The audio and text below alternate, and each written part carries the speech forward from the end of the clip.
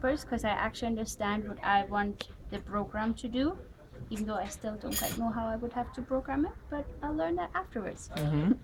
But it structures what the different things have to do. So explain your concept to me. Okay, my concept. Well, my concept plays in a bus stop. So there's going to be a sensor here.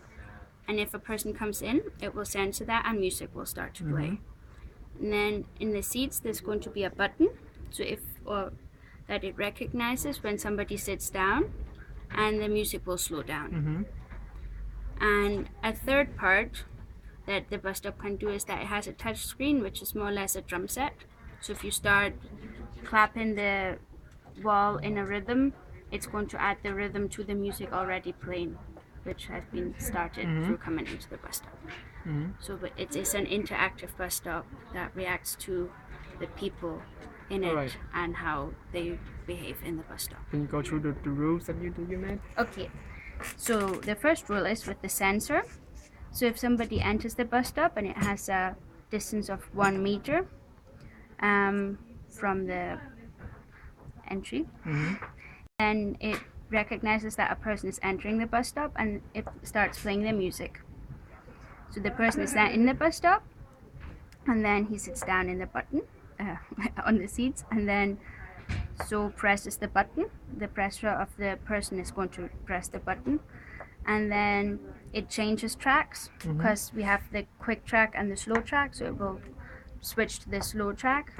And then if he stands up again and the button's not pressed anymore, it will change back to the old track.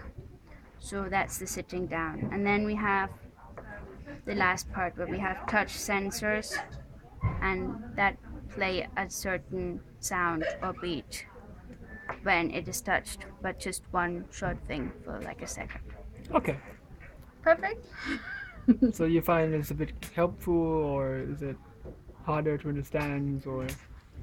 No, I think it's good to understand because, like before, I was like I knew what the thing sort of should do, but through that, to be like there are rules and I can knowing how the thing will work. But like if it has something in that distance, it makes me understand how the program works. But also I understand what I want the thing to do. Like before I was like, yeah, I should start playing, but what do I actually have to do? I have to have a sensor that does that.